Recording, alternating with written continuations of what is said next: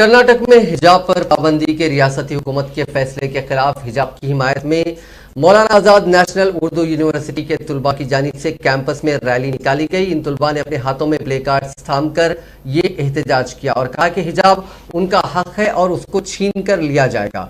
इस एहतजाजी रैली में बड़ी तादाद में तुलबा ने हिस्सा लेते हुए कर्नाटक में हिजाब के लिए जदोजहद करने वाली तालिबात के साथ इजहार यकजहती और यगानिगत किया।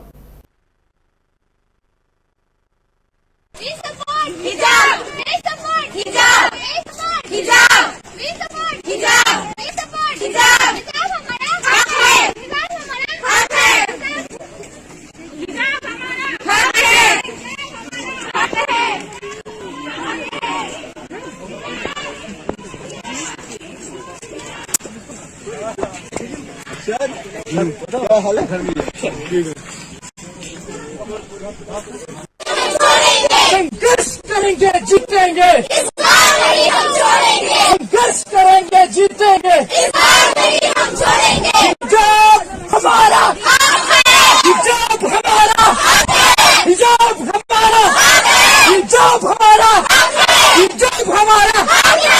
छीन के लेंगे हक हमारा। छीन के लेंगे हक हमारा। छीन के लेंगे